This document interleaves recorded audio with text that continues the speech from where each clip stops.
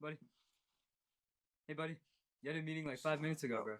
What? You had a meeting like 5 minutes ago. What? Yes, bro.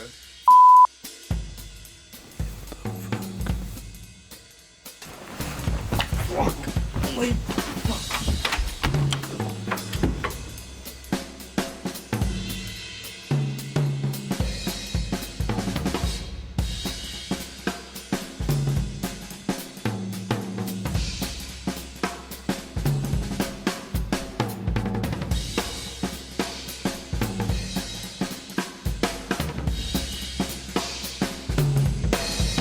Need to take the role of a master consultant. I've been hired by the Stanford TreeHacks team to make this year's hackathon the best ever. I need your help.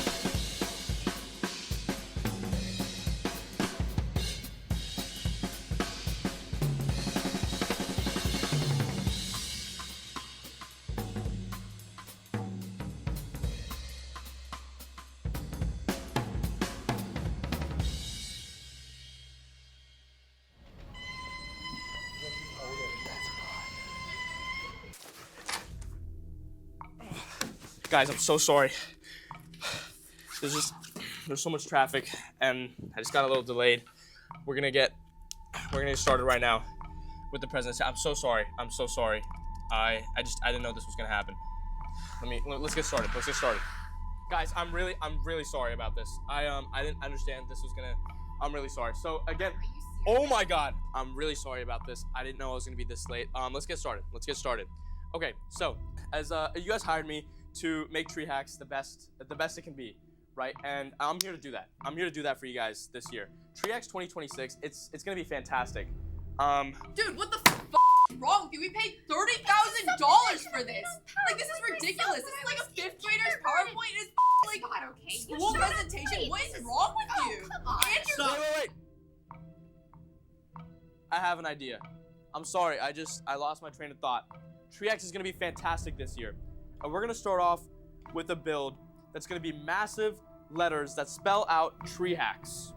The block letters, they should be 6 to 7 feet tall. So the moment you walk in, you instantly know you're at something big. So, wait, we have 1,000 hackers coming from around the world, and you want us to build letters?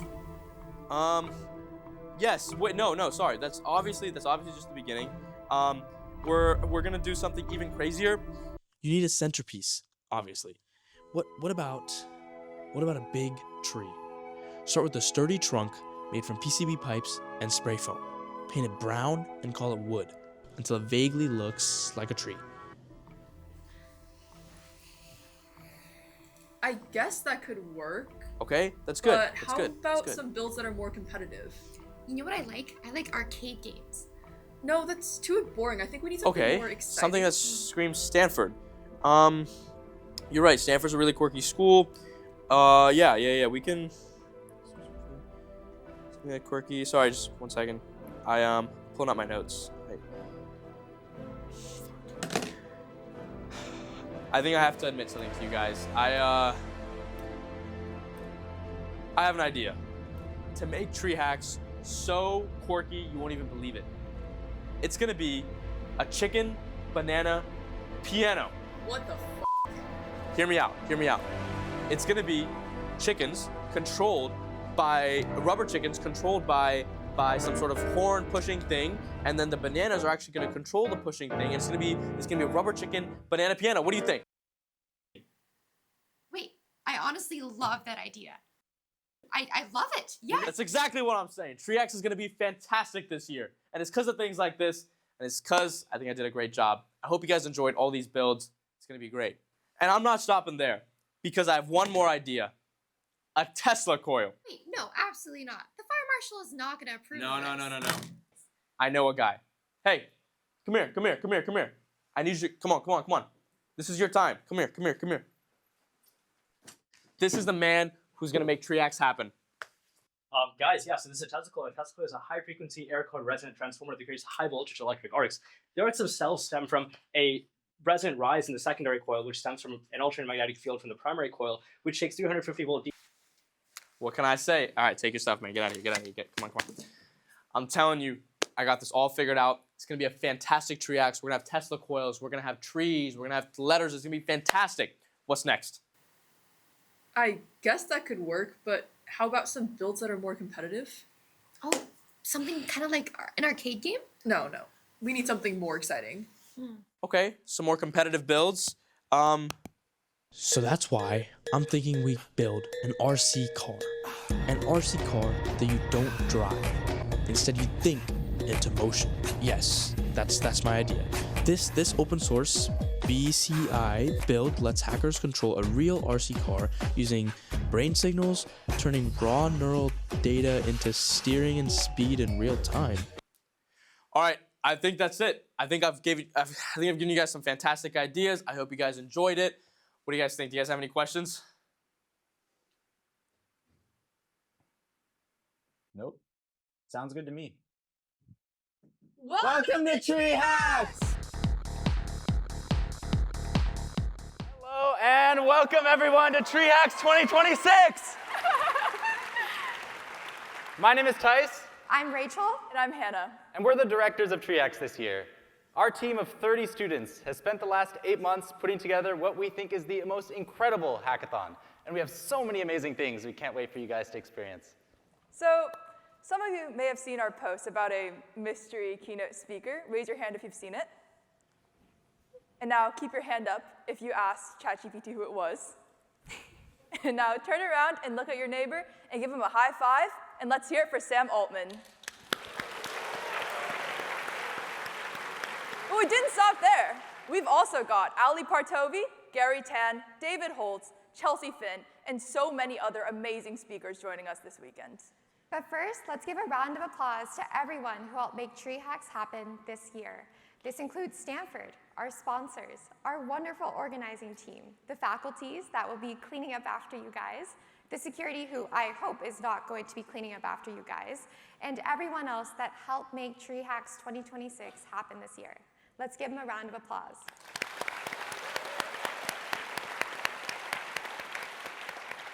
Our team loved reading every single one of your applications this year. In fact, we received over 15,000 applications to attend TreeHacks, which is actually a world record for hackathons.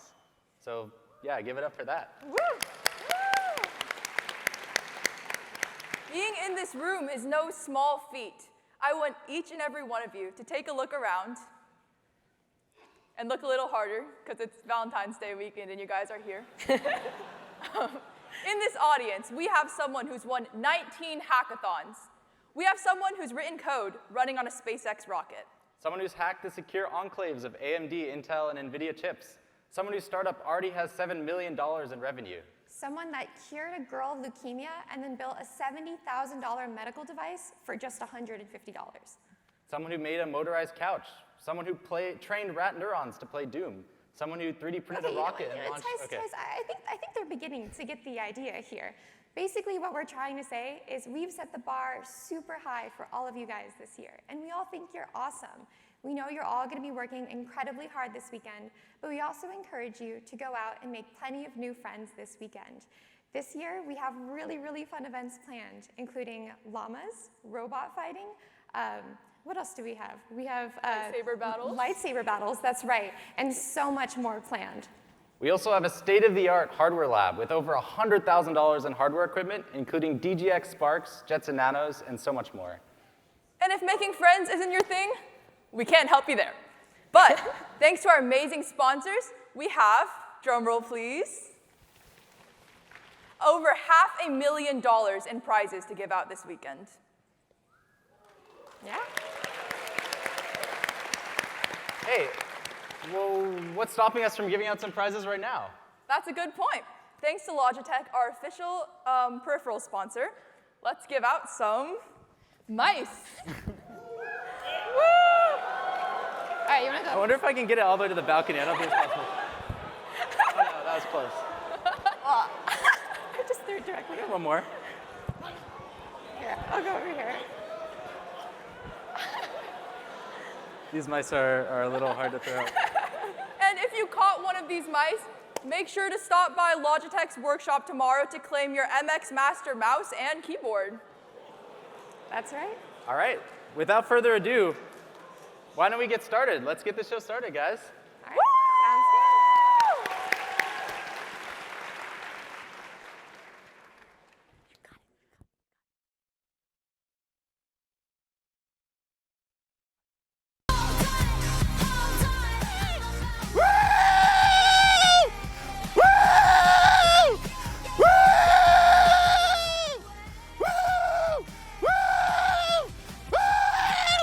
Give it up for me! Get up! Get up! Get up! I love hackers, hackers, hackers, hackers, hackers, hackers, hackers, hackers, hackers, hackers, hackers, hackers, hackers, hackers, hackers. I don't hear you! Give it up for me! Woo! All right. I got 3 words for you. I love TreeHacks. Yeah! I love hackers and I love community. TreeHacks is a community, and my company, Neo is a community, and there's a special relationship between Neo and TreeHacks. Almost every year since the very beginning, at least one officer of TreeHacks has become a Neo scholar. Give it up for Amey Jadav, last year's TreeHacks CFO. Amey is a Neo scholar, and going backward in time, meet Gashan, meet Kathy, Yash, Rhythm, Michelle, Matthew, Ann Parker, Jason, Andrew, Emily, Christina, and Russell Kaplan, the founder of TreeHacks. I love every one of these Neo scholars. Each one of them who started their own company has been backed by Neo. Russell today serves as president of Cognition, a multi-billion-dollar Neo-backed startup. We identify future tech leaders when you're still in college, and we help you maximize your potential. I've been part of many awesome communities in tech. Neo is the best because of the people. People in the Neo community are kind to each other because our cohorts are tiny and you're able to build meaningful relationships with each other. We back the best AI startups. We identify superstars consistently. And if you want to be part of Neo and meet tech leaders and become a tech leader, follow the QR code. Now, when Russell was a college student here at Stanford, he became a Neo scholar. Here he is back 7 years ago in the back at this meetup we had with Airbnb co-founder Nate Plakarzik. Look how many other future billionaires are in this tiny room. Tariq and Luana from Kalshi graduated MIT. We led their seed round, and when they were still unknown, we put them up on stage for a fireside chat with another unknown MIT grad. Michael Truel had just started Cursor, another Neo-backed company. He and Aman Sangar had been Neo scholars since they were sophomores. We led their seed round, and today, Michael likes coming back to meet the next generation of Neo scholars. We help you meet your heroes, whether they are just a couple years older than you, or tech titans like Satya Nadella, who visited the Neo office to meet the newest cohort of Neo scholars. Here sitting next to Russell Kaplan is Michelle Lim, CEO of Flint. Flint is absolutely crushing it. After us, they raised money from Sheryl Sandberg. How did Michelle meet Sheryl Sandberg? Well, at Sheryl's house. This is our whole cohort visiting Sheryl's house. When we take our cohorts to meet tech leaders, our cohorts are so small that you actually meet and engage with your heroes. This is our whole cohort visiting Sam Altman at Alfred's house.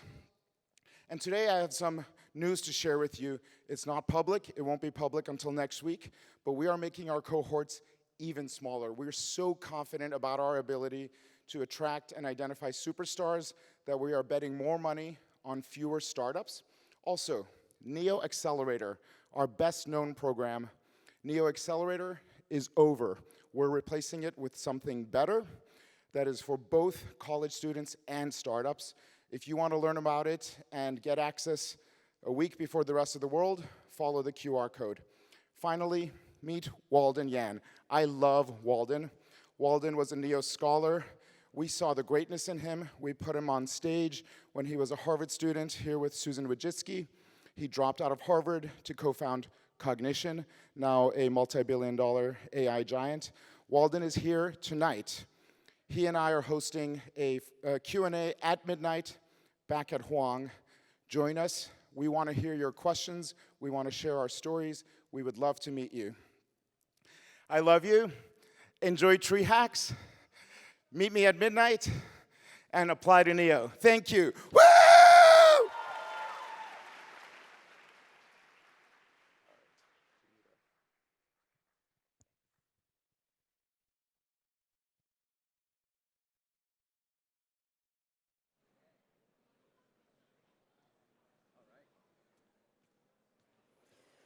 All right. Tough act to follow, huh? Hey everyone, my name's Garry Tan. I run Y Combinator.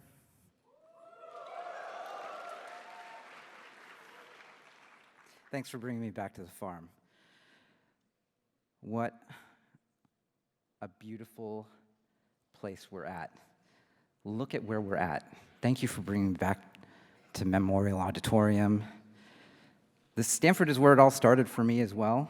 I remember coming back to Stanford and going to Sweet Hall back when that was still here, and I was employee number 10 at Palantir. And I did get to design the logo, which was fun. And one of the funniest stories I remember is we were only 10 people, but we bought maybe like 40 pizzas, because it was like 11 o'clock at Sweet Hall, where everyone who was a coder was there, like working on their CS140 project or whatever it was. And we printed out like the Palantir logo, and it said, "Join the next Google." And we were like 10 people. We're 10 people in that company, and nobody had heard of us. And people were eating our pizza, looking at the pizza box and being like, "Who are these guys? Like, where did they get off?" Which is very, very funny to think about, because now it's actually a $400 billion company. I mean, I didn't check recently, but it's pretty wild. Like, this is sort of the stuff that we get to do, and you guys are the next generation. I'm beyond psyched that you guys are here, and that actually things are very different today than before. I have to confess, I'm very, very sleep deprived. I've probably slept only like 4 hours a night for about 21 days.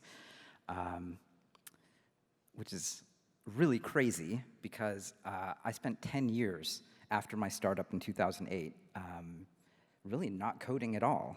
And in basically the last 21 days, I just launched yesterday, 2 days ago, Garry'sList.org, and it's 150,000 lines of code. About 35% is actually test.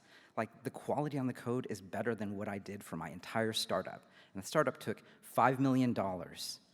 And it took 2 years of my life, and it took 10 engineers to build something that was not even,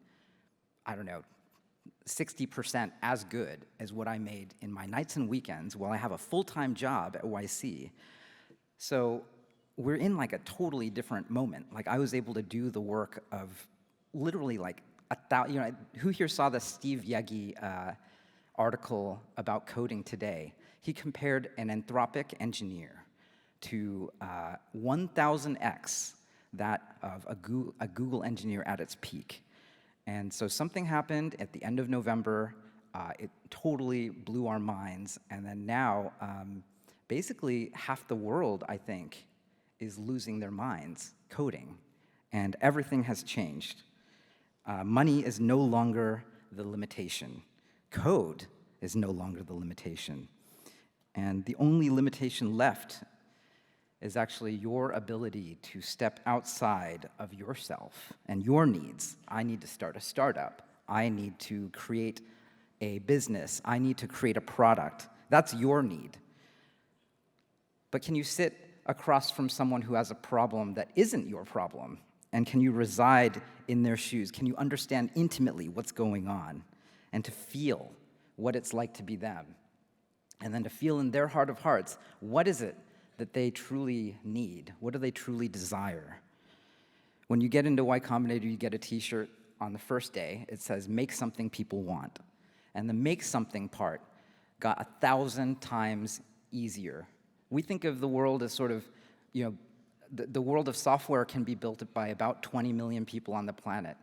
That's like a vanishingly small number of people in the world. But that number is not 20 million now. I think that number is 100 million, and it's going to be billions in the future. And so that changes everything. What really matters is actually, can you sit across from someone? Can you make something that they really, really want? So that's really the challenge to the room. Like, at YC, we get to see all of these incredible founders, and they're just like you. I was just like you. I was sitting in this crowd just like you. I remember getting rejected from the Bases E Challenge when I was a freshman.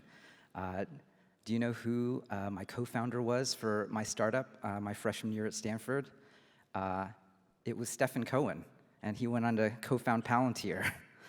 So I guess that's my challenge to you in this room. You have 36 hours, and you have tools that can make absolutely anything. And those tools are actually the same tools that anyone on the planet has access to. So the really important thing to do for you, for everyone in this room that's very, very different, is now, what is it that exists that does not exist in the world that should? I know a lot of you guys are really worried about the future, and honestly, I'm really worried about the future too. What does this mean? What does it mean that, like, being a software engineer, it's suddenly become far more fungible? And then what I think that means for us in this room is actually that. Like, we can't just be about the tech. We can't just be about the code. Truly and deeply, we actually have to go out into the world and confront other people and what are their problems. And if you can do that, there's infinity amount of work to be done. I think there's a lot of you in this room will go on to actually build all of those startups. And even if you don't build a startup, you will become the people who actually build this entire society moving forward. And that's, it's hard to believe, actually. I mean, I look at my old buddy, Bob McGrew. We were fireside here at Stanford together, and I knew he was one of the most brilliant people I'd ever met in college. But he was just Bob down the hall. And it's hard to believe, like, he went on to be, CRO at Chief Research Officer at OpenAI.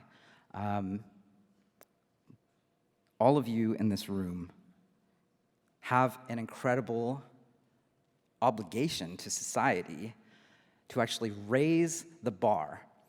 So one of the things about all this technology that's happening right now is that left to your own devices, we could fall to zero-sum thinking. In fact, some of your professors might feel that way. You might be at internships. You might have lead engineers who you work with. They're really worried. And to be frank, like, the business community, they're looking out there and they're saying, well, gosh, like, do I need all these people? And to that I say, we need to boil the ocean. I think that's when you go off and work, that's one of the first things that you start hearing. You hear these crazy idioms like, oh, well, we could do X, Y, and Z, but we probably shouldn't because it's boiling the ocean. Like, it's just this canonical business, like, thing that people say, like, you shouldn't do it. And I say, boil the ocean. We should boil the ocean. That is actually what we need to do. Suddenly we have a tool that is it brings in the age of intelligence. You can create anything.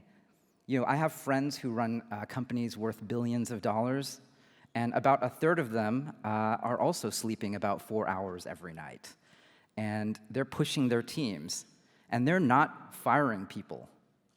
They're telling the whole team, we need to boil the ocean. We need to do more. Can you imagine if we approached every single thing that we did in society with that? Clean energy, personalized medicine, every single thing that could be solved by technology, should be solved by technology, because suddenly intelligence is too cheap to meter. And that's our job. Like, who else? Look around you. Look to your left and look to your right. Who else in society is supposed to bring this magic to the world except the smartest people right here in TreeHacks?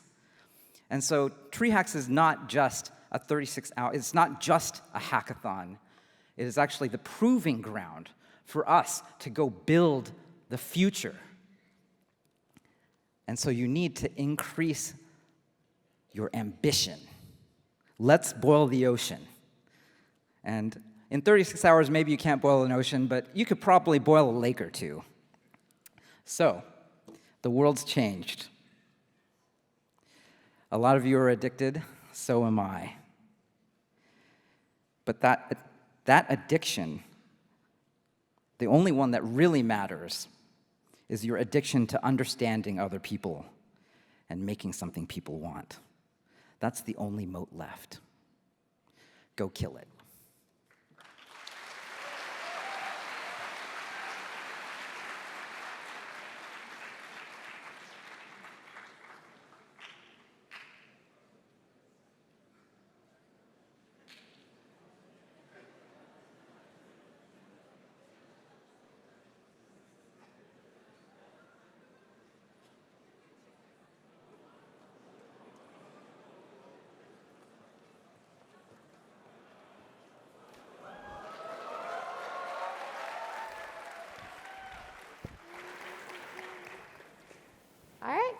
All right, everyone.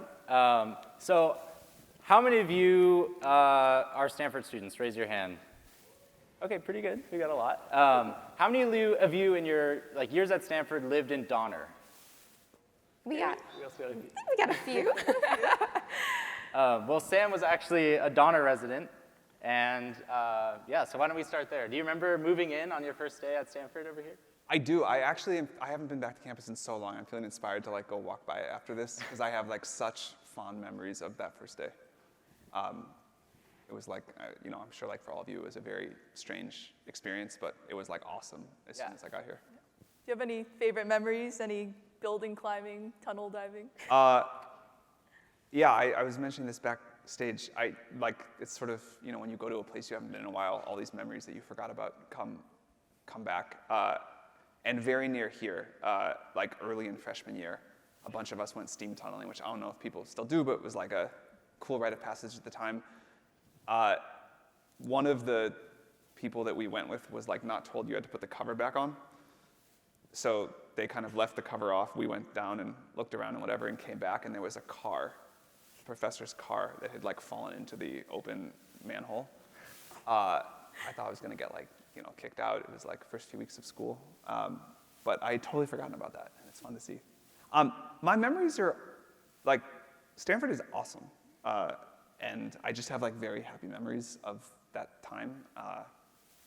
And kind of even the parts that I didn't think I was going to like at the time, staying up all night working in the basement of Gates, are very happy memories now. I think that's a core CS student type of thing. I have also pulled all-nighters in Gates. It's a good memory in retrospect. Wait, yeah, and every time I walk by Gates, I just think back to that all-nighter, and Gates comes with certain memories now. Yep. Did you have any specific clubs that you were a part of here at Stanford? I did a few, but honestly, the best thing I did was just hacking on projects with friends. That was, if I could go back and do it, I would have done less clubs and more just building stuff. Yeah. All right. Well, we went through the archives of Sam's time here at Stanford. Oh, and no. I don't know if you guys know the club Bases. It's the Student Entrepreneurship Club here on campus. And they found this document, the Business Symposium. Whoa. and it was for the next generation of business leaders. So this is from spring 2005. This is like right before you dropped out. And in this document, there's this one entry, and it says Viendo. And Viendo is a service for cell phones that provides personalized information about hot venues, a map of locations of friends nearby, and compatible new friends and dates in the area. And keep in mind, this is 2005, so this is like before the iPhone came out. So this is kind of like a crazy idea at the time. And it's co-founded by 4 students, as you can see here. Peter, Alec, Nick, and this guy named Sam up there as well. Is this looped? Yeah. I forgot about this also, but the important thing here is not about building stuff, but it's about how much Y Combinator did to change what it took to get a project funded. I was like, I came here, I was not that interested in startups, and then it kind of like, it was in the water and I got excited about startups, but it was a super different time then, and you would like talk to people and they'd be like, oh, you need like a business person, you gotta like get these connections to VCs. It was like, you gotta like get serious, you need like a bunch of MBAs, you gotta write a business plan, and it's like you need to like raise this big round, and they're gonna have these VCs, they're gonna tell you what to do and whatever. And I was like, okay, I guess I don't know any better, and these smart people are saying that's what you have to do, so like I'll believe it.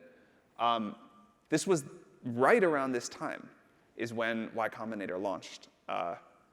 And I'm sure you all already think this from just hearing from Garry, but like, if you want to start a startup, you should definitely do Y Combinator.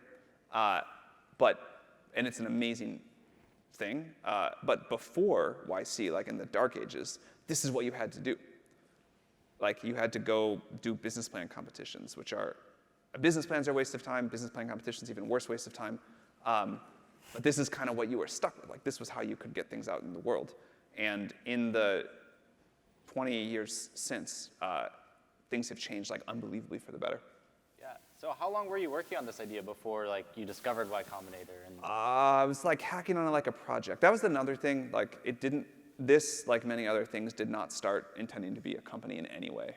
This was like a sort of late night dorm project. Oh, wow. But over like a while, and then it got serious when YC. Do you remember if he won this competition? We did, yeah. That's pretty good. Wow. So then how did you end up getting in contact with like YC? You were in the first batch, right? You just like applied online. I think it was, maybe it was like you filled out this weird form that PG had that you had to like paste into an email and not change any formatting because he had some weird parser for it. I think it was like that. So all 3 of us are sophomores right now. Could you walk us through a day in your life back then? I mean, it was really boring. Like I don't know. I like went to class or didn't, and I like hung out with my friends and I built stuff. Well. Like, yeah. Again, very fond memories, but it was like very like simple, lovely, boring time. Yeah. So when you were considering dropping out, did you feel like it was risky? I mean, were you excited? I mean, it sounds like school maybe wasn't the whole environment that you were looking for. What was kind of like your process behind that? Look, I feel a little bad saying this because obviously it worked out for me, and I don't, survivorship bias is a real thing. I didn't think at the time, and I don't think now, that dropping out is like a particularly risky thing to do. I don't know if Stanford still has this, but at the time it was like you could stop out for 8 years and come back kind of no questions asked, which I think is a great policy, and it certainly made it easier to get my parents slightly on board with the idea. I think you should just work on whatever the sort of most interesting, highest rate of learning, highest impact thing you can is, and if that's being in school and learning a ton of stuff and being around interesting people and working on interesting stuff, great. If it's doing a startup, great. If it's dropping out to do AI research or whatever, also great. I think one of the trends of the last few decades, couple decades at least, has been that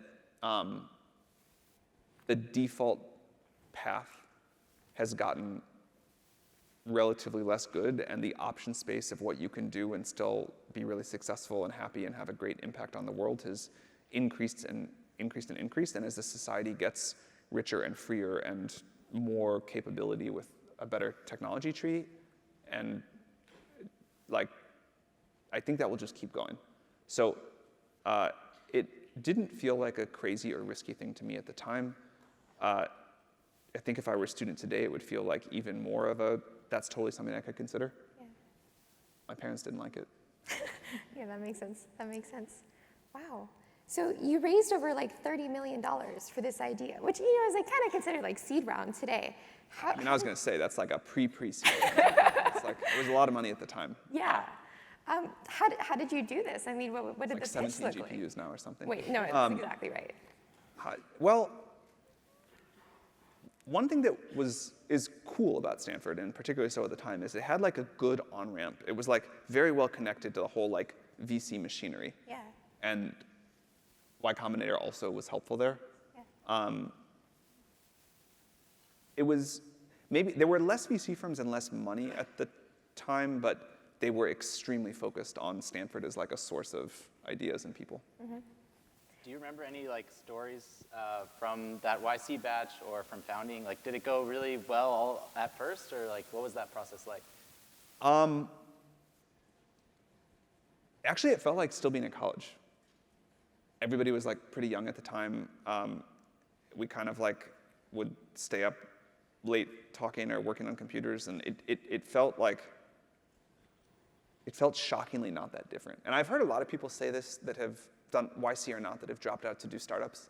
Like, if you're a college student, kind of like if you're like a CS-ish college student, and then you do a startup, for like the last year that you did school and the first year of doing a startup, eventually it gets very different. They're like shockingly the same. So, I mean, we have a lot of students here from Stanford, but we also have a lot of non-Stanford students. And I agree with you. I do think Stanford has a pipeline into like this VC culture and all this money, right? I mean, what would you recommend to students coming from other schools if they were interested in going into this same process? That was the case at the time. I think that's no longer the case. I think the sort of like Stanford special access, I mean, maybe there's still some of it, but I think it's like mostly over, maybe totally over, maybe even in slight negative selection for Stanford students at this point. I think YC did a lot for this, but also like VC just matured as an industry, and there's so much money in the world that wants to fund startups now, that I think it's no longer the case at all, that it's like a very Stanford-y thing. Mm-hmm. Okay, so fast forward a few years, and you're now the president of YC, and then all of a sudden, boom, OpenAI is born. What happened? How did you guys come up with the idea? So I was studying AI when I was here, and it was not working at the time at all. Like, I thought AI would be the coolest, most important thing, but I worked in the AI lab this summer between my freshman and sophomore year, and I was like, okay, this is not it. And I got distracted and did a startup with something else, and then I became an investor for a while. But I always thought that AI was at least one of the 2 or 3 most important things that could happen. And you know, I was like paying attention to it. This is like a thing I recommend, and something I've heard many people describe over the course of your career, which is you get conviction on the things that you care about early, a superset of them. Some you'll lose interest in, some will develop more than you thought, but the landscape of the world just is going to keep changing as you get more experience. And continuing to focus and like stick your head up and look and not get into tunnel vision on one thing seems like it's really important and really correlates with success over a long period of time. And you know, so I was like paying attention to all the areas I was interested in. In 2012, the AlexNet paper happened, and I, like everybody else, was like, oh, that's kind of cool, or very cool, but it didn't update me as much as it should have. Like, you know, strong priors are a real factor. I then watched over the next couple of years as deep learning models kept getting better with scale. And I still didn't update enough, but now I was at least like, this is like an asteroid coming and a crazy thing that people are not paying more attention to. And so in 2014, we started saying, you know, we should really do something about this.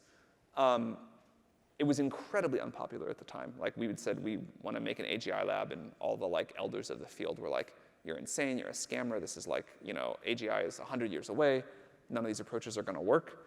And we really said, let's just push on this one idea that scaling deep learning seems to matter. We didn't know at the time how beautifully predictable the scaling laws were, but it was at least clear back in those days that if you threw more compute at something, you got better results most of the time. And we kind of just decided we were going to push on it as far as we could and see what happened. We were also very worried about what it would mean for, like, how we were going to solve the alignment problem, what it would mean for society. We didn't know that we were going to make a product. We just thought we were going to be a research lab, so we kind of had a weird start. But it was really this mindset of if AI works, it will be unbelievably important, and we finally have an attack vector that maybe can go very far. It felt and still feels kind of crazy to me that it can go as far as it's turned out to go. Deep learning, the fact that these models can sort of do unsupervised learning in particular still seems sort of magical to me. The fact that next word prediction can be used basically to discover new scientific ideas, it makes like intellectual sense, but to see it work is still like a very crazy thing. But that was it. It was, we have this one idea, let's push on it. So you see all these ideas now, but as you mentioned, it was incredibly unpopular at the time. I'm really curious to know what the first pitch for OpenAI looked like. I love the unpopular ideas. I have always liked ideas that are big if they work, difficult to get to work, and unpopular. My career as an investor was basically betting on those. For whatever like reason that people think one thing is fun and not another, this is something that has always seemed particularly fun to me. So even if it weren't that I loved AI so much, I would have thought the fact that this seems really undervalued and promising was cool. And that was basically the pitch. The pitch was something important is happening with deep learning and scale.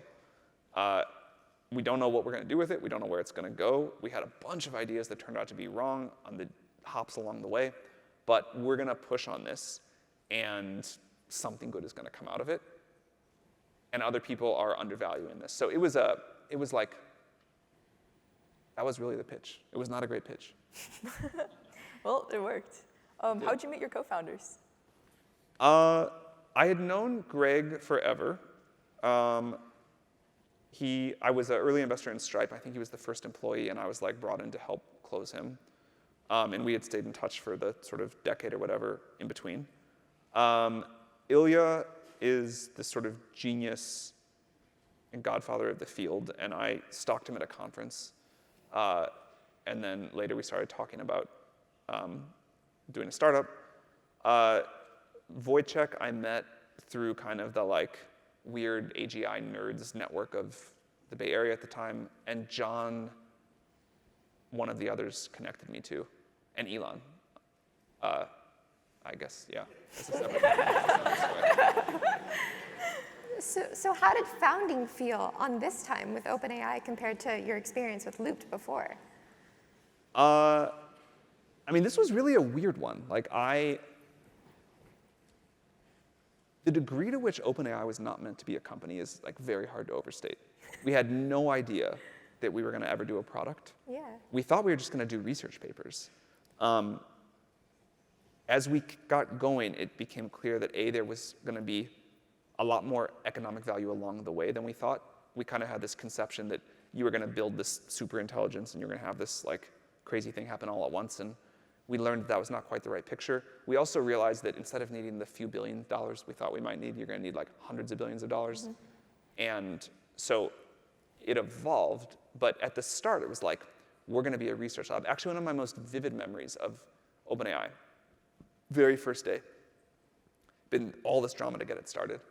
The very first day, we're together in Greg Brockman's apartment, which was where we worked until we got our first office a few weeks or maybe a month later. And it's like, 9:30, 10 in the morning, everybody rolls in. And we're sitting on Greg's couch, maybe there's 10 or 12 of us, maybe not even that many, maybe 8 or 10. And we look around and say like, okay, what are we gonna do? Yeah. And someone said, we should write some papers. And someone said, okay, we need a whiteboard to start talking. And like someone orders like a whiteboard on, Amazon Instant or something. And I had this real moment of like, this is not good. Like, I don't know what this is, but this is not a startup or any kind of thing that's gonna be effective. But, I'm a big believer that in moments like that, you just like breathe, trust that if you have good people around, it's like gonna work out, and we just kind of went with it. Sometime in that first week, most of the ideas that turned out to be the core ideas for the first 4 years of OpenAI were written down on that whiteboard. Even at the time, we didn't realize that, and we're kind of just like, this is probably not it. We went in some other directions. And, we said we need to get some GPUs, we need to do this, we need to do that. We need to like pick some projects to see if this is really working. And stuff just kind of kept going. Wow. Yeah. So you were in this place where you're like, okay, what do we do? Let's start doing some research papers. Like, when was the moment after that where things started to click for the first time, and you're like, things started to feel like you guys really had discovered something, or something was like big was about to happen?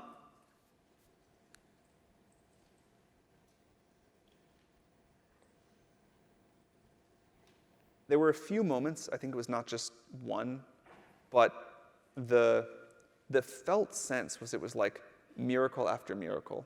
And so at some point, more than any one thing that worked, it was like, man, something about the underlying approach here feels like we've discovered like a new law of physics or something.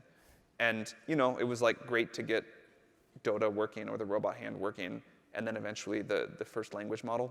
But the biggest takeaway was just like, there is something about this underlying approach that really feels like we're on a trajectory. To the degree that I had like a single moment, it was the GPT series. Like by GPT-2, it was clear to me like, man, this is something important is about to happen. Do you remember that day, when GPT-2 launched? I do. I don't remember the launch day, but I remember the day that like I got to first talk to the model. And I was just like, wow, this is great. And actually, I think it was technically a model that was like a little bit beyond what we released as GPT-2. But like, I knew GPT-3 would be amazing and GPT-4 would be amazing, and they were amazing in new ways. But that first night that I got to play with the model, and it was like doing something I never had seen a computer do before, I was like, okay, this is, and we had the built up like confidence of deep learning working.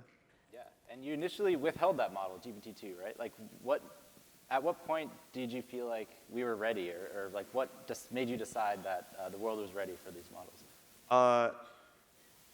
Look, clearly that looked like silly in retrospect. I think the principle of precaution with each new level of AI capability is reasonable. Alignment has been easier to make progress on than many of us in the field thought. But the societal impacts have been, or are getting big. And, if we bias like slightly too much towards the cautionary side, I think that's good. Too much would be bad. I'm also worried about like a mega AI capability overhang building up. Like the way I would explain this is if companies don't adopt AI fast enough, then they will lose to fully autonomous, completely AI-run and started companies, and that will be a crazy destabilizing thing for society, so you can't be that cautious either. But, like, we'll go a little bit on that side of the line. So what do you think the next ChatGPT moment will be? Well, I think the next ChatGPT moment already was coding agents. And I think the next one after this that has not come yet will be that same level of ability to get stuff done for all knowledge work, which I don't think is that far away. Wow. So, we're all sophomores here. There's a lot that's going to change in the next few years, before we graduate. Do you think AGI will be Yeah, I think ready if you by are the a time? sophomore now, you will graduate to a world with AGI in it. And it will be much, in some ways it'll like be the same. You'll go move and get a job and think about having a family and whatever else. Like the human, you never bet against like sort of the human drives and what we care about staying the same. But in some other sense, it's just going to be wildly different. I think we'll have AI improving at an incredibly rapid clip. Society will be coming along at a slower clip, but still very fast. Science will be getting automated. What it means to start a startup will be totally different. What it means to go work at a company will be totally different. There's going to be a lot of change in the next couple of years. You are lucky to be a student right now because you can go do kind of whatever, and you can try a lot of things quickly. And you are also lucky in that this is probably like the most interesting time to be starting off like adult life or a career. But I think a lot of the traditional advice is not quite going to work. Yeah. So speaking of execution, in your first ever blog post on blog.samaltman.com, you say that knowing is easy and it's the doing that's difficult. Is there a truth that you think you know now about the future where the missing piece is execution?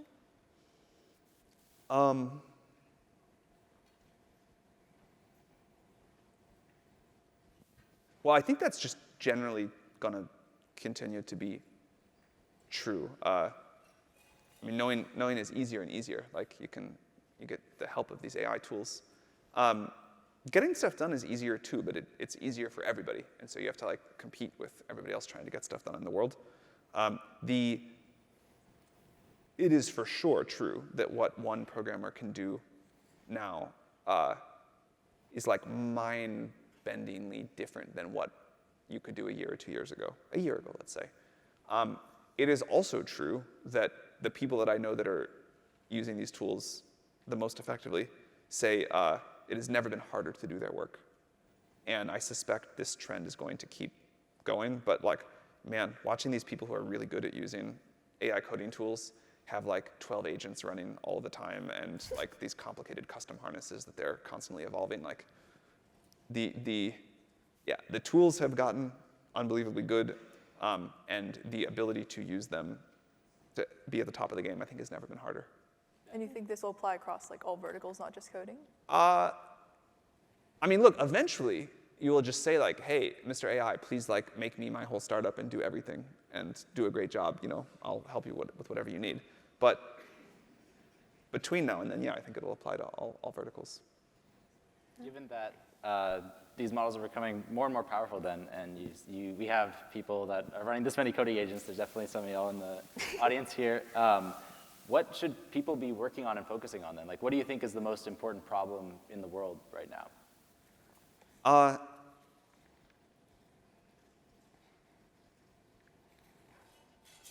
The degree to which it feels like everything is up for a rethink, I'm not like that interested. People are like, oh, all SaaS is dead. I'm gonna make a new startup to make SaaS company X better. Like, you know what, that will probably work. But I think that's missing the point of what's possible now. The degree to which things are just completely, fundamentally reimaginable, and the space feels super open on that. Like, if you, just to pick a random example, social products have not changed that much in the last, and I'm not even counting like video scrolling apps, just like an actual connect to people and like look at information about them style apps have not changed that much. I think Maltbook points to the first interesting new thing where you can imagine a bunch of agents on behalf of their users, off in a virtual space, talking to each other, like exchanging new information, completely changing what it means to interact with other people on the internet. Like, that was just not possible at all until very recently. And now it feels like the space of social for the first time is totally open for some startup to do something completely new. A lot of people are like bolting AI into some productivity software, and I don't really need something in Google Docs trying to like summarize it or write a sentence for me. I mean, that's like fine, but probably the whole thing of what it means to write a document is going to completely change, and there's a whole new kind of thing to imagine there. And this will apply not just to traditional software startups, but most companies in the world pretty soon. Robots won't be that far off, whatever. I love times like this. They're rare. When the iPhone launched, was one of them. I don't think we've really had one since.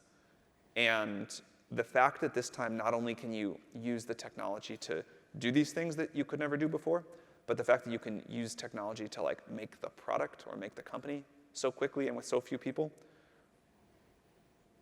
I think it's going to mean a lot more startups getting super successful really fast, and a lot of startups that have like 1 person or 6 people or something like that get as impactful and as much revenue as some of the, a medium-sized company does today. Do you think then that, given you were talking about like Moltbook, these agents, that like once AGI happens, it will then surprise us, and just all of a sudden, like all of everything we've done, all these new companies are popping up and creating themselves and integrating into our world and competing with things in a way like that? Or like how will it be introduced into our world then? So I think that what it's going to feel like in the next few years, let's say 2 years, is stuff's just going to happen faster. Startups are going to do new things faster. Existing companies are going to ramp their revenue faster. It will feel like we've broken the laws of traditional speed and product development and business growth rates and things like that. And companies will start to hire AI coworkers and do amazing things with fewer people. I think we'll continue to see AI research go much faster. And we'll see scientific research happen much faster. But I don't think it'll feel like totally autonomous companies transacting with each other in an environment sort of Moltbook style. Eventually, that probably does happen. And one of the sort of like central observations I've had in life is that people are unbelievably adaptable. Society is unbelievably adaptable. So that sounds like a totally crazy, destabilizing thing. And I bet it's not going to be as weird to live through as it sounds, or only for a day. So I kind of wanted to go back to that thing that you'd mentioned about societal impacts. I mean, how do you think this is going to impact like politics, like religion, like just expanding more just outside of like the startup space? How is society going to be impacted by this, do you feel? One of the, everyone's got a different definition for AGI, different definition for superintelligence. I kind of think like the most important definitions are something about the ability to self-improve, but one of the ones I like as a sort of example for a way to think about this is if we had an AI system that could do a better job at making decisions than anyone we could possibly have be, say, President of the United States, would we, and like confidently, it's much better, would we politically or societally want that? Yeah. It's very unclear. Most people, I think today at least, would say probably not. Maybe as things evolve more, they do. Or, like an AI CEO of a big company. Would you rather have, I think it'd be awesome for OpenAI to have an AI CEO. But I think a lot of people would be like, that's a little scary. If, though, AI is better at doing some of these things, I think there will be like many things that people are better at than AI long-term, or at least people really care about other people doing. But I have no delusions that an AI will not be a better CEO of OpenAI than me at some reasonably soon time. If that's true, and if some companies or countries don't do that, and others do, and AI is much better, like that will have a real impact in economic competitiveness, national competitiveness, things like that. And so I think one of the things that will happen about how this is going to impact us economically, societally, politically is if the AI is just much better, I think people will feel increasingly like we either do worse or we put the AI in more and more influential positions. Yeah. I think people will always, if you think of like an AI CEO of a company, I think people will always want human board members, and that's probably a really great idea. But I kind of think that people may have not quite, I certainly have not really wrestled with like, is there a way that this doesn't happen and what all of the political, economic, societal impacts are. I still believe that, although it sounds like a completely crazy thing to say, we're very adaptable. We really care about other people. You know, maybe there's like a AI CEO, but you just care about like the company's spokesperson speaking to you in these like 8-second video clips or whatever. Yeah.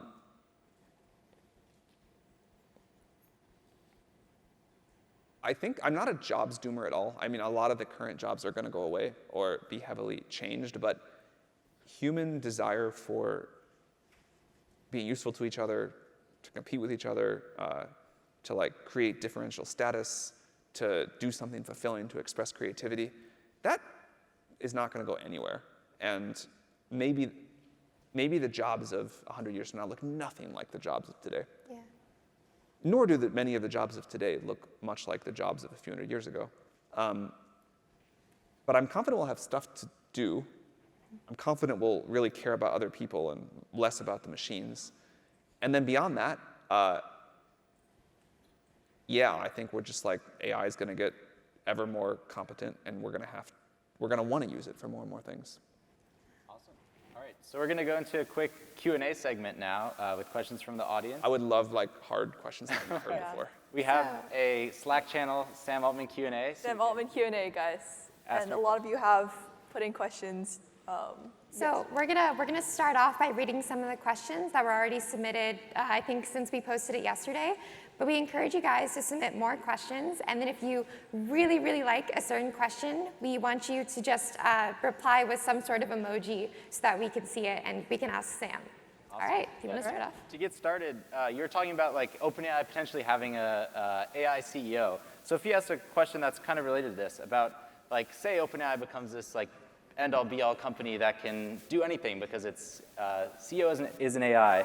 How do you compete with OpenAI then in the future? When we started OpenAI, everyone was like, you can't do this. You can't compete with Google. It's impossible. And there will someday be much bigger and more successful companies than OpenAI.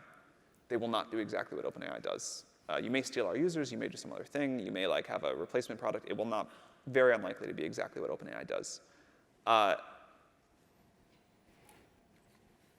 Google screwed up, didn't react enough to our approach early enough. They're doing a very nice job now, but had Google had their act together, we would not have been able to get off the ground at all.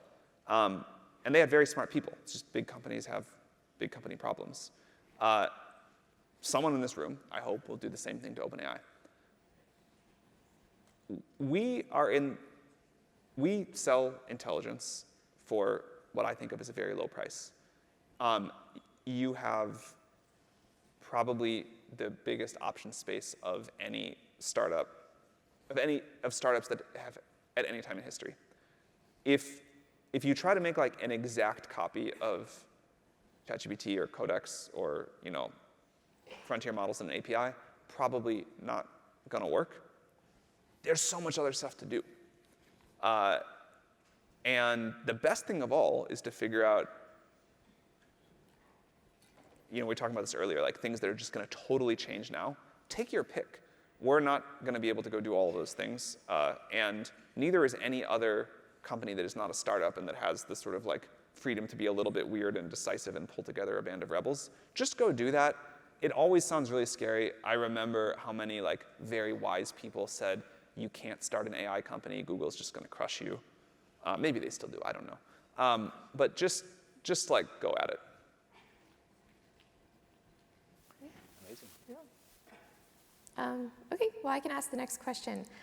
This might be a burning question. Let me see. All right.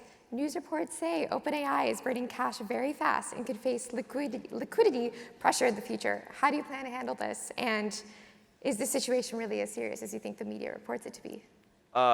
We are burning cash very fast. It is not a serious situation. Like if we can spend $1 billion this year to make $3 billion next year, there's a lot of capital in the world that wants to do that. So we will raise a lot of money, equity and debt. We will spend a lot of money. We'll make a lot of money. It's weird. The economy hasn't seen something quite like this before. But given what we see about revenue growth and model growth and how much model growth correlates with future revenue growth, we're like, yeah, super confident in where things are going to go.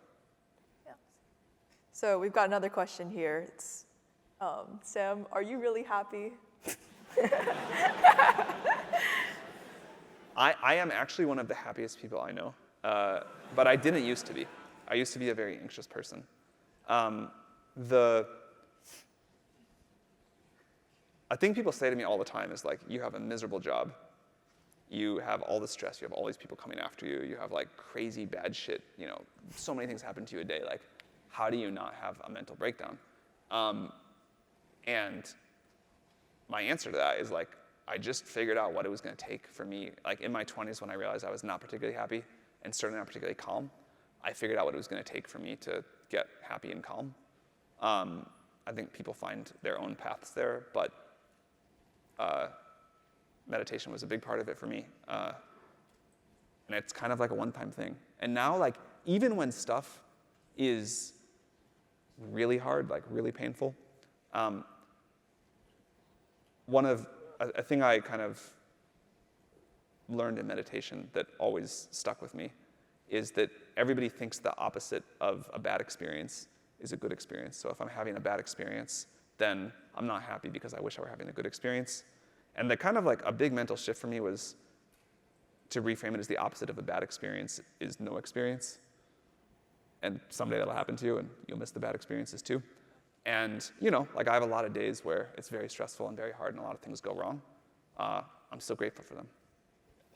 Adding on to this, someone asks, what does a day in your life look like then? Absolute chaos. I like wake up early, I work for a few hours. I kind of have control of my life until like 8 o'clock in the morning. And I can like get something done. I can try to drive whatever I want to get done. Then I play with my kid for an hour. Then I go into the office. And then it's just like insane. Whatever is going to happen happens, like crazy. I don't think any company has been as fast-moving, chaotic in everybody's crosshairs as us. And so it's just, yeah, unpredictable chaos all day. Yeah, a lot of us definitely don't wake up at before 8 in the morning. I did not used to wake up early. This job is the thing that made me start doing it. Awesome. Should we do 2 more questions? And then... Yeah, let's do 2 more questions, Okay. and then we'll wrap up. We are at time. I have another question from someone. What AI subfield today feels like OpenAI in 2016? A little undervalued or underestimated, but could shoot out of nowhere? That's a great question. This is the kind of question that I would like spend a lot of time trying to think about. I'm not sure if you mean it as like a research thing or a company thing. I'll answer both. And I'll do it quickly because I know we're almost out of time. On the research perspective, I bet there is another new architecture to find that is going to be like as big of a gain as transformers were over LSTMs. And I think you finally have models that are smart enough to help do that kind of research. So I would go look for like, where can I find a mega breakthrough? And I would use the models to help me. On the product side, I guess we talked about this a little bit earlier, but I would just pick a big area and say, what is possible now with AI that wasn't possible at all before? Like, where can I totally redo something that's like, AI is the absolute core to the interaction working? And look, I don't want to say this is like a once-in-a-lifetime opportunity, because I hope the world keeps getting dramatically better every few years, and that if we all came back here, or actually when some of you come back here and sit up here and talk to the then current students, AGI will look like just a warm-up for whatever the next important thing was, and that'll keep going for the rest of history.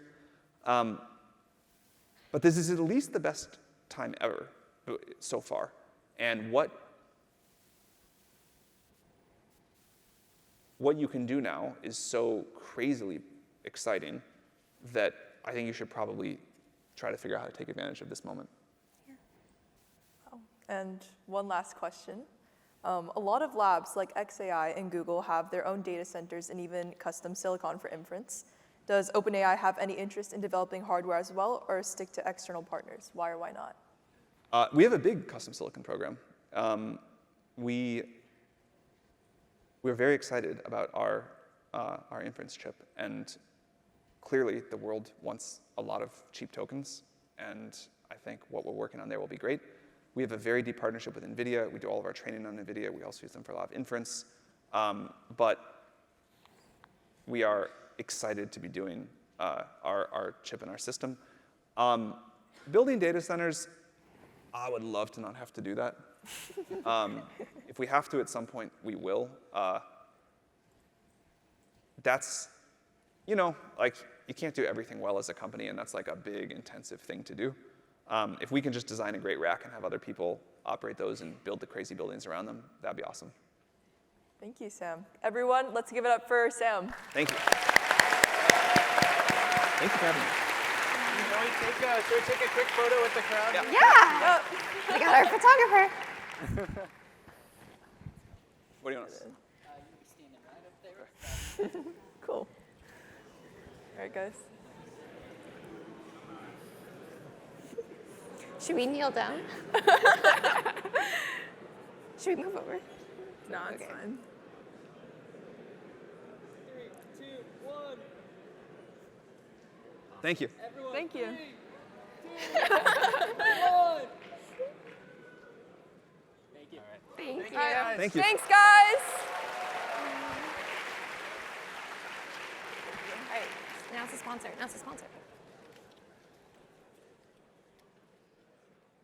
Ready? Sponsor. All right, and with that, let's hear it for our amazing sponsors.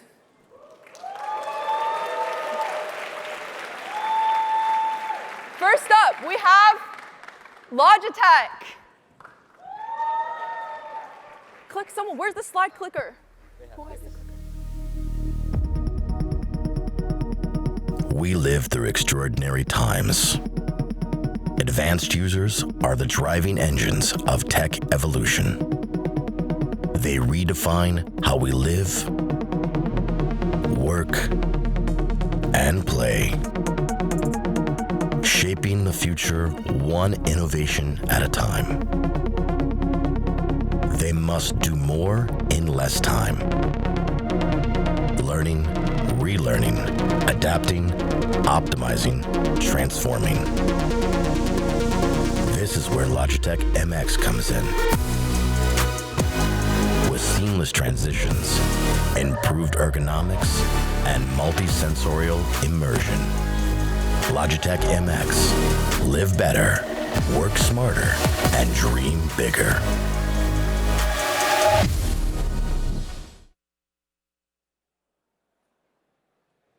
Don't go. No, I'm just kidding. Just kidding. Hi, I'm Chad Rushing. I'm with Logitech. I'm responsible for our advanced user segment of products, which is so exciting because I feel like this event is perfect for us. You are literally our target demographic that we create and design products for. At Logitech, our mission is to extend human potential, enhance productivity, and that's what this event is all about. You guys are the best of the best, so we are so excited to be here. I feel like, this is the Olympics right now. This is like your Olympics. A lot of celebrities here, like Garry was here, Google's here. I'm still kind of starstruck that Sam was here. So our tools do help you become more effective with AI. And that is something that we feel that we want to bring to the table. Our new product, it's the MX Master 4 mouse. It literally has haptic feedback that talks to you. So whenever you click buttons, use gestures, you will feel that immediately at your fingertips. Our software, Actions Ring, it is a virtual tool that can help you save 33% of your time. Imagine if you had that time back to hack, code, and create new things. So we are super excited. I hope you have time to come see us tomorrow, learn more about us. We're going to have a few more giveaways. Daniel, do you want to give away a few more mice right now?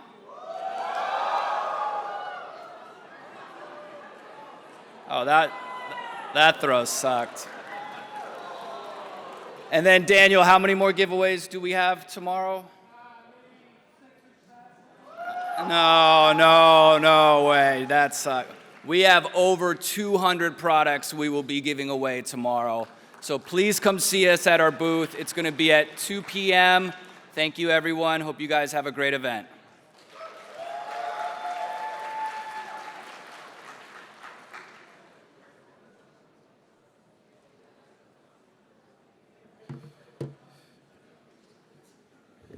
Wow, that's bright.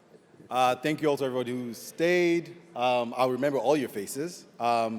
I'm Benedict. I'm from Google. I help lead our developer experiences, specifically from Google Labs, with my colleague, Michelle, who's here. We work specifically on developer AI tools, so we build for you, for everyone who's in here. I am happy and excited to see all the stuff that you all are going to build. There was some lady whose hand I shook back at Huang, who's making some really cool infrastructure stuff around agriculture. Someone else was making a dating app. This is the perfect weekend, actually, so you have people you can test that with here. Anybody here who has vibe coded before? Keep your hand up. Awesome. If you have, keep your hand up if you have. You have worked with autonomous agents, and you've run really, really intense jobs with them. Almost the same amount of folks. So that's what we do at Google Labs. We work on specifically on AI tools that you all are going to be using or could use today, starting today and throughout the rest of the weekend.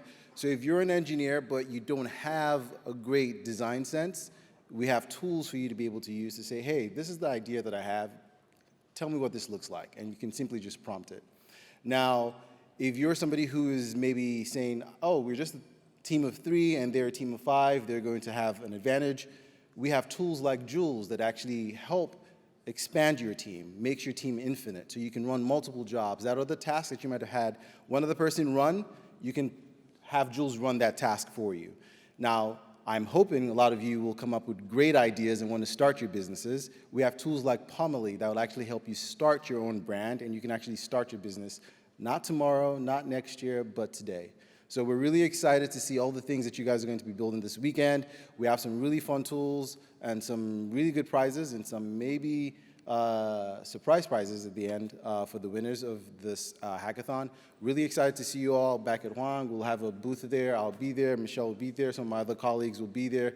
They'll be talking about some of the really exciting tools you all might have heard of, like anti-gravity, Pomely, Jules, and Stitch, as I mentioned. So we're really excited to meet you all and looking forward to meeting you all tomorrow and on Sunday.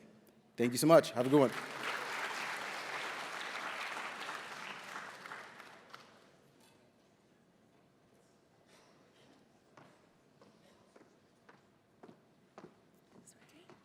Hello. How's everyone feeling? Good? Excited? I'm Mary. I'm currently a senior at Stanford, and I'm representing Ecopreneurship's program. I'll move to the next slide.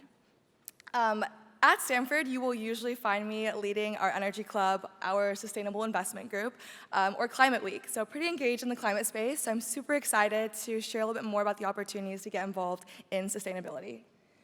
So we have 3 different prizes, and first and foremost, Ecopreneurship is a joint program at Stanford between our School of Sustainability as well as our business school. So the 3 prizes that you guys can win, all of them you have a chance for $1,500 in cash prize, as well as an opportunity to get featured in an Ecopreneurship article. But the 3 different categories include solving a real pain point for a user with one of the challenges. Second is a good prototype, and lastly, it's working in the space of defining for a broader context. And there are actually a lot of great challenges that we already have, 10 plus, so you can work in the spaces of wildfire detection, looking into the areas of waste management.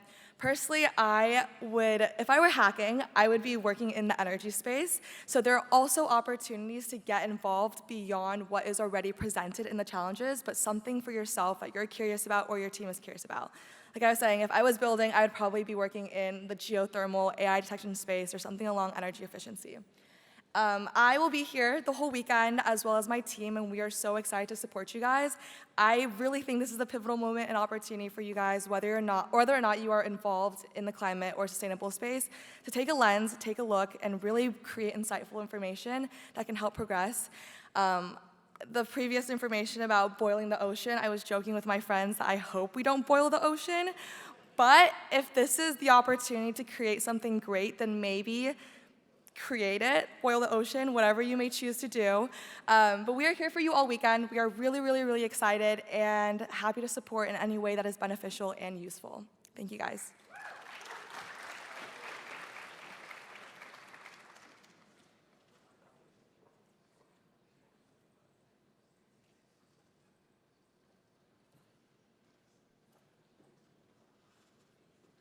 Hello, everyone. I am. Hi. Wait. Can the people at the back hear me? Fantastic.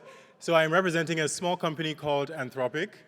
I am a student here at Stanford at the business school, and I happen to lead Claude at Stanford, which is the builder club here at Stanford. For our track, which is focused on human flourishing, the challenge is essentially focused on building real tools that solve real problems in ways that help humans flourish. So think about all the ways that we can build technology such that it serves us in a way that makes us better, smarter, faster. And for our prizes, we have them up here. Our first prize are our tungsten cubes, which are still very much collectors' items. These are actually no longer in distribution, so I'm heard. So I'm told. So I think that the people that will be winning these would be having a one of a kind item. We also have we also have a challenge. Sorry, 1 second. So for our challenge, which is more focused on your agentic build, we want to see what you can build that is autonomous and uses Claude's SDK. So for this, we're looking for a sophisticated build, but we're looking for something that actually solves a real and delicate problem for people. The prize for our challenge is $2,500 in Claude API credits, which if you win this, in addition to our human flourishing track, you get this plus 1 year of Claude Pro if you get the second prize, and then 6 months of Claude Pro for the third prize. Excited to see what you build. If you have any issues, please come find us at the Anthropic tables. We'd have more swag and more hats to give out tomorrow. Have a great hack.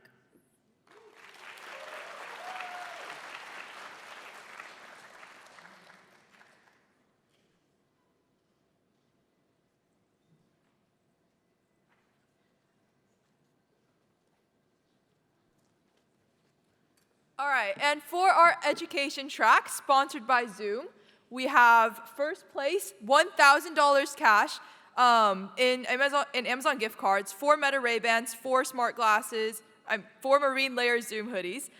Second place, we have 4 Apple AirPods and 4 Zoom Portland Gear Cascade backpacks. And third place, we have 4 Sony noise cancellation headphones and 4 Zoom Ocean water bottles. Let's hear it for Zoom.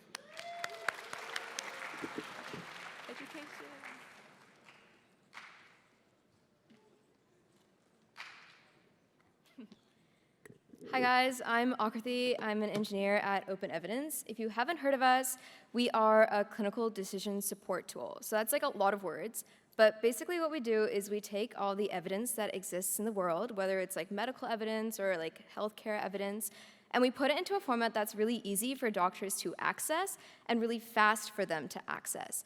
Healthcare is a really interesting thing because I think no matter what happens with AI and technology, humans are always going to need care, right? They always need to find a place for them to feel better and get healthier. And healthcare is also interesting because there's like more research that comes out every single day, but the technology that doctors use don't usually proceed at the same pace that we see information leading on. So we're really excited to be sponsoring the healthcare track. I actually did TreeHacks like 2 years ago. I did not do well with prizes.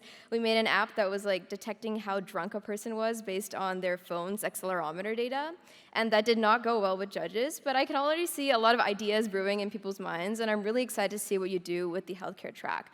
We're generally really broad on what we want to see, but we want to look at people looking at new points of view in healthcare that haven't already been solved, or little niches within healthcare that you think could make a big impact.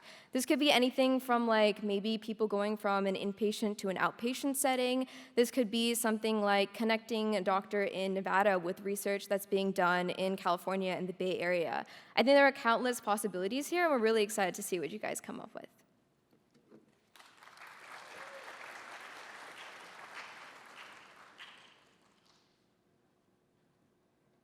All right.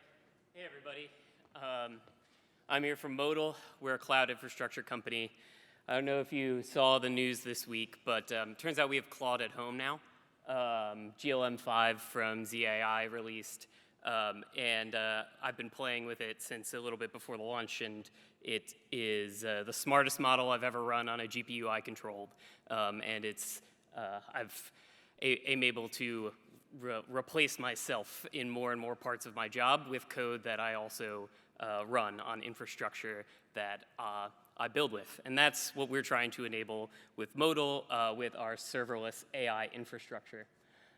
So like there's a broad set of things you can build with this. We've got the stuff to run the inference for your artificial intelligence. So if you want to run on 8 B200 or B300 GPUs and feel what a petaflop scale chip feels like, we've got that for you. We've got sandboxes to execute your agents, to run, say, like 1,000 agents in parallel to try out 1,000 different approaches to the feature you're trying to build for the hackathon. You can do that with our sandboxes.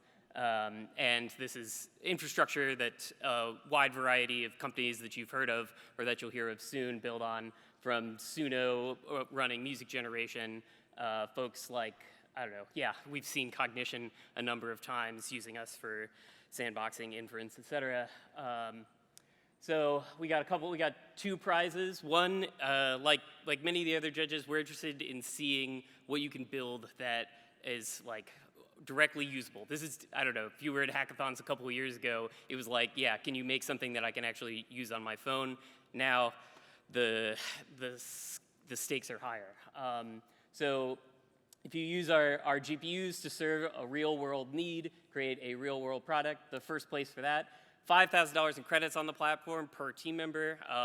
If you'd like to run your own chatbot that you can run 50 parallel agents on for 24 hours a day, you'd run it off of that.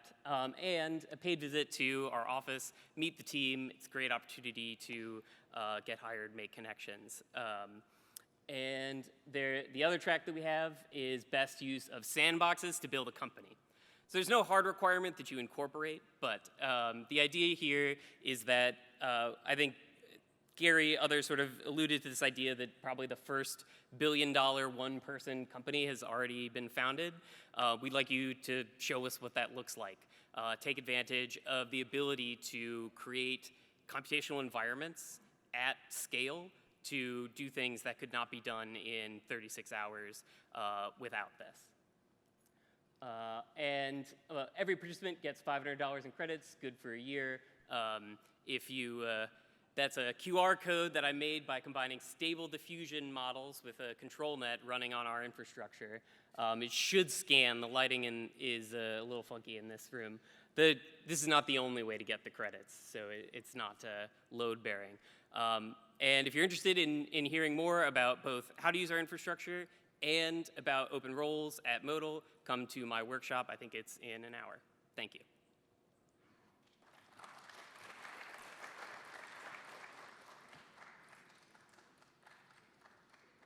Cool. Thanks, Charles. Love Modal. All right, so I lead developer marketing at Nvidia. I'm assuming you guys I'm assuming most of you know Nvidia, so thank you for staying. I'm going to help you, give you some tips and some resources that you can use to win. Most of you know Nvidia for GPUs, but we have a whole bunch of models. A lot of open source models. Nvidia is one of the biggest contributors to open source AI models.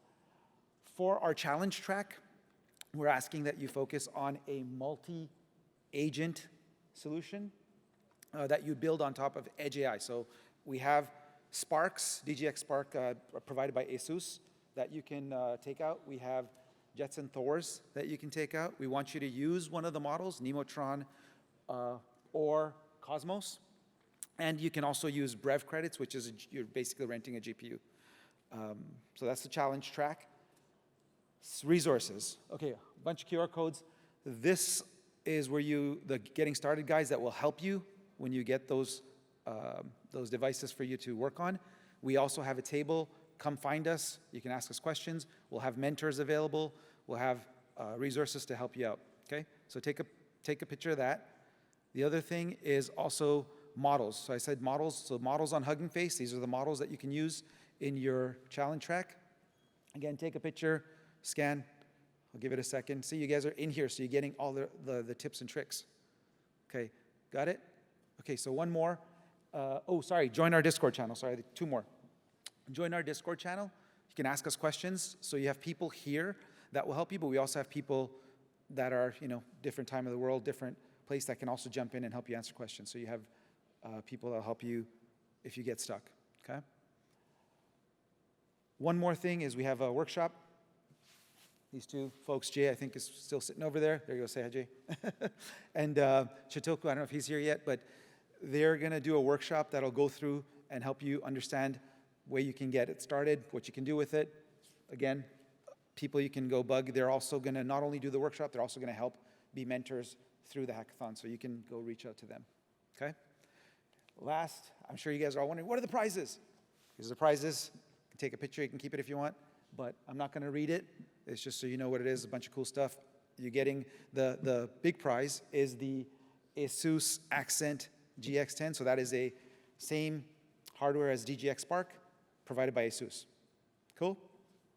Thank you.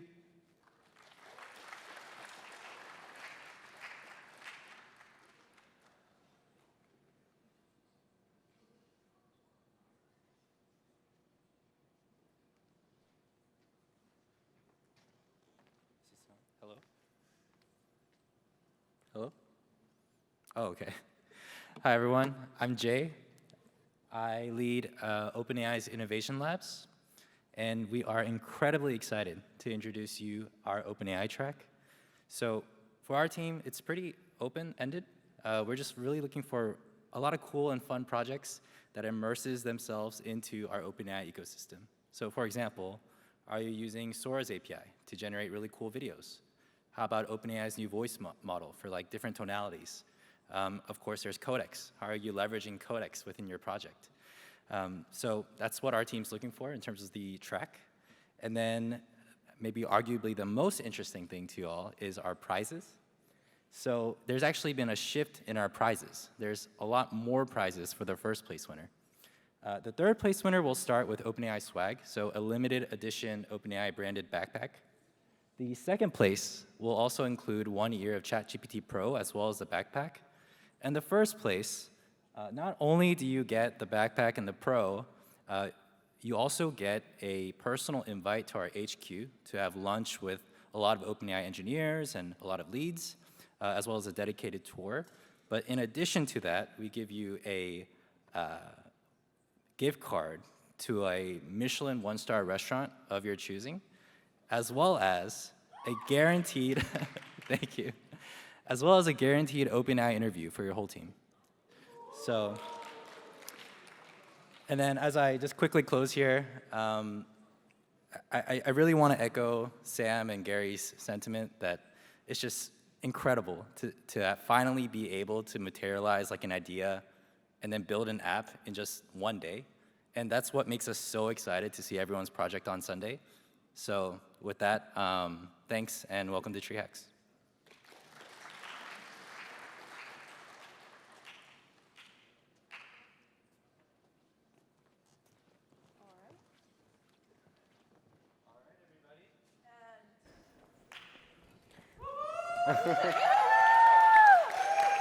And now for the exciting part of logistics. Yeah. All right. All right, we're going to go over some quick logistics around badges. We know there was some funkiness with the badges earlier today and getting things done quick. So we're going to be offering the laser engraving of your name and your QR code later as well, in case you didn't get it. These badges are also PCBs, and you can solder components onto it to make it light up and play music. So if you want to do that, go ahead. We'll have a soldering station set up soon. And you'll also have to wear your badges everywhere within the venue. And we have security that's making sure that everyone in the building is supposed to be there. All right, so more logistics. Use Slack to communicate with organizers, mentors, and sponsors. You can ask questions to our team and ask an organizer. Please keep questions out of DMs for visibility reasons, for many reasons. Just don't do it. And for all questions to sponsors, you'll notice in the Slack that each sponsor has a channel called external-sponsor- and then their company name. And for a live schedule of events from HackX to sponsor workshops, etc., you get it, go to live.treehacks.com. And lastly, we're going to talk a little bit more about the venue. So you all are provided with Wi-Fi. We've had the Wi-Fi. Oh, that's actually there should be an exclamation mark at the end of that Wi-Fi password. The very important thing here to note is that we are asking that you guys only stay within Huang and Packard the entire weekend. If you are found in another building, we will be disqualifying you from the flight reimbursement. So please, please, we're taking this seriously. We will have security monitoring every single building. Yeah. And then, yeah, you guys are feel free to start hacking as soon as we come back. Hacking will begin at 9:30 p.m. We've provided you lots of space, tables, powers, Wi-Fi, etc. Yeah. Amazing. We also have a hardware lab and PRL, which is our makerspace. So if you want to use 3D printers and other random equipment we have there, you'll have to get safety trained. I just sent out an announcement in the Slack about that. And yeah, let's go to prizes, shall we? All right. So for prize announcements, our first prize is the best beginner hack, and the prize for this is a Flipper Zero. The next, yeah, guys, come on. The next challenge, or the next prize, is going to be for the best hardware hack. For this, you'll be winning Meta Ray-Bans. Yay! All right, and for most technically complex, we're giving out DJI flips to every single person on your team, which is DJI's new drone. Awesome. We appreciate this enthusiasm. Yeah, this is fantastic. guys. Let's keep this going. All right, most impactful prize. You get a JBL Party Box 110 to make your next Valentine's Day lit. Yeah. Okay, awesome. For most creative, we're giving out a Pioneer DJ D something, something, something. So there we go. We were giving out something like that. Yeah! All right, and now we're going into our grand prizes. These are our big prizes for the event this year. For third place, we're giving each member of your team an iPhone 17 Pro Max, 512 gigabytes of storage. Yeah. And then our second place grand prize, $8,000 bucks. Yeah. And drum roll, please. All right, our first place prize is $12,000. That's right. All right. Yeah, 12 grand. This is TreeHacks 12. The prize pool is just going to keep increasing every single year.